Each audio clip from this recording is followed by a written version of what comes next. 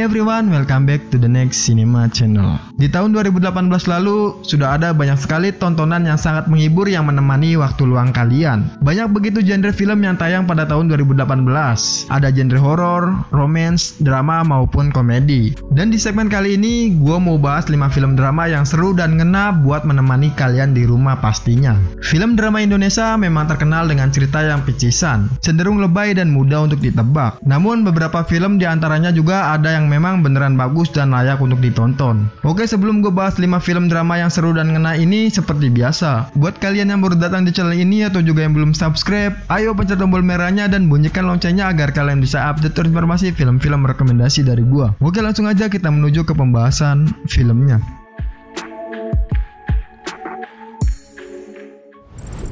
Film pertama dibuka dengan film drama romance yang laris di tahun 2018. Film ini berjudul Love for Sale. Menceritakan Richard Ahmad yang dijuluki jomblo akut karena terlalu lama hidup sendiri. Suatu hari teman-temannya memberi tantangan pada dirinya, di mana 2 minggu lagi temannya akan menikah dan berbicara pada Richard, "Bawa pacarmu atau harga dirimu yang kami pertaruhkan." Maka segala cara diupayakan oleh Richard. Sampai kemudian sebuah situs kencan mempertemukan dirinya dengan Arini Kusuma. Kesalahan administrasi membuat Richard terpaksa membiarkan Arini berlama bersamanya, setidaknya kurang dari 45 hari sesuai masa kontrak. Perlahan benih asmara pun tumbuh di antara mereka berdua.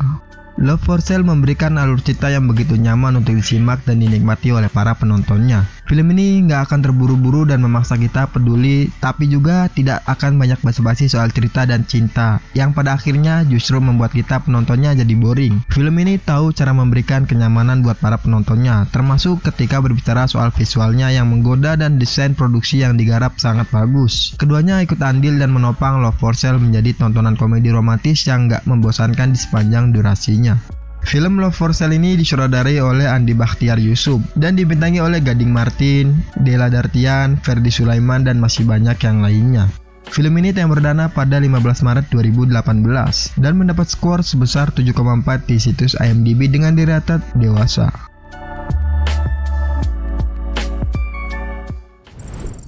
Film kedua ini masih sama dengan film yang pertama, yaitu drama romance. Yang membedakan mungkin ini adalah biografi dari seseorang. Film ini berjudul Teman Tapi Menikah. Berkisah tentang sudut pandang Dito yang memendam cinta kepada Ayu sejak SMP. Sebenarnya Dito sudah mengidolakan Ayu sejak di bangku SD, saat dirinya melihat akting Ayu lewat layar kaca. Beruntungnya Dito justru menjadi teman satu kelas Ayu di SMP dan berlanjut menjadi teman satu meja. Keduanya pun selalu bersama hingga mereka SMA. Sebagai seorang sahabat, Ayu dan Dito banyak menghabiskan waktu bersama untuk berbagi cerita dan keseruan hingga saling mendukung kegiatan masing-masing. Dan sayangnya setelah SMA mereka terpisah karena Dito memilih berkuliah di Bandung sementara Ayu di Jakarta.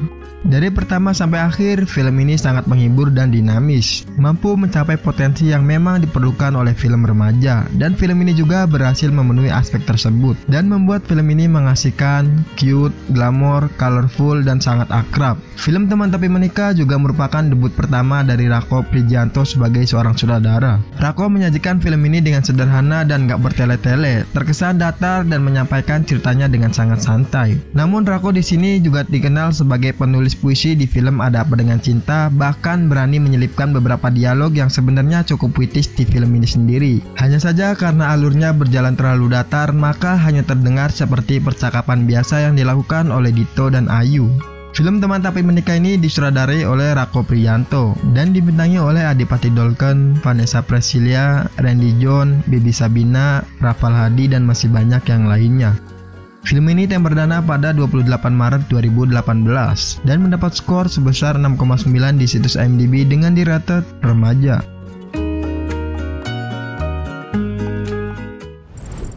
Film ketiga ini merupakan film drama tentang kehidupan pesta anak muda di Jakarta. Film ini berjudul Menunggu Pagi.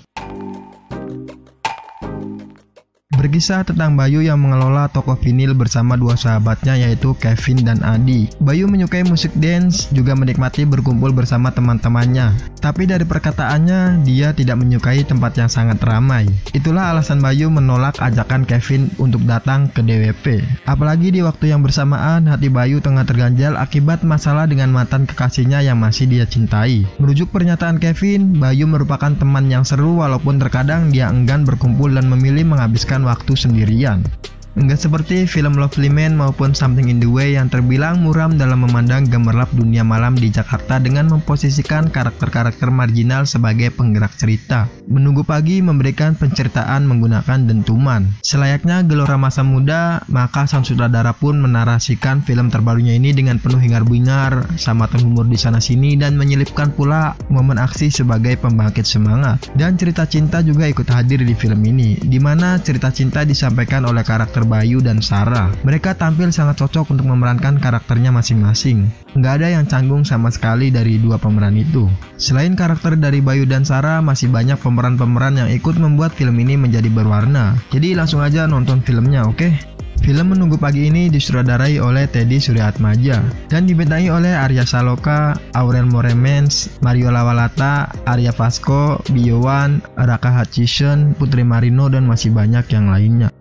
Film ini yang perdana pada 11 Oktober 2018 dan mendapat skor sebesar 7,0 di situs IMDb dengan dirated dewasa.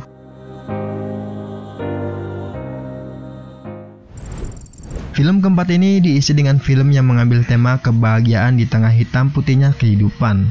Film ini berjudul The Gift.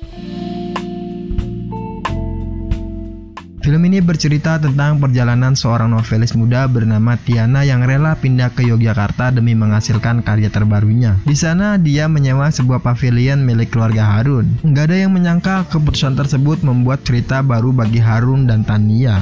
Awal pertemuan mereka nggak berkesan dengan baik dan pada awalnya Tiana terganggu dengan suara musik Harun yang begitu kencang, namun tanpa dia sadari ternyata Harun adalah seorang tunanetra yang menutupi dirinya dari lingkungannya. Seiring berjalannya waktu, Tiana pun luluh pada Harun.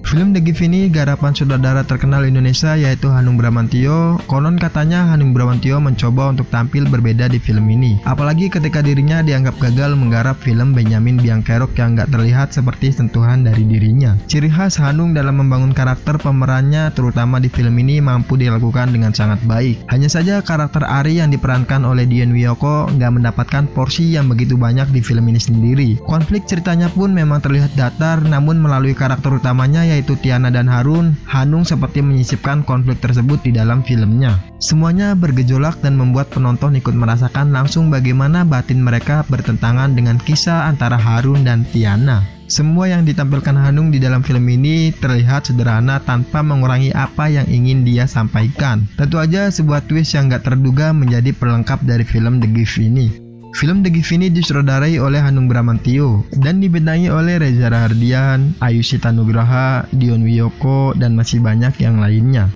Film ini tayang perdana pada 24 Mei 2018 dan mendapat skor sebesar 7,4 di situs IMDb dengan dirated dewasa.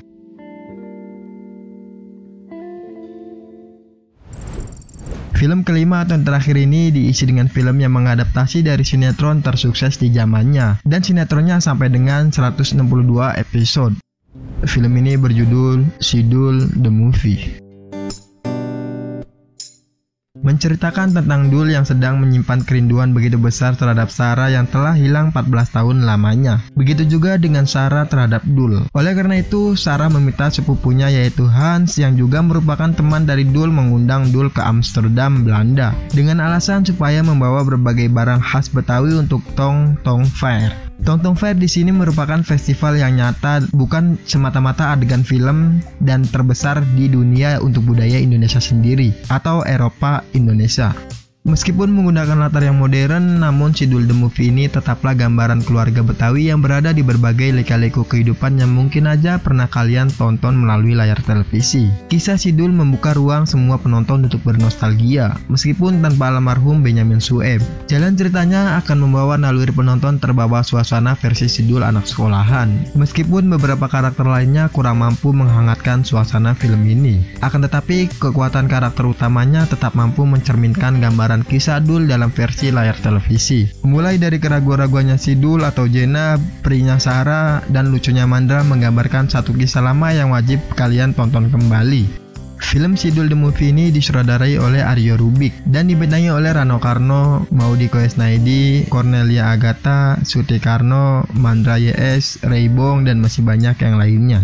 Film ini tayang perdana pada 2 Agustus 2018 dan mendapat skor sebesar 7,1 di situs IMDb dengan dirated remaja.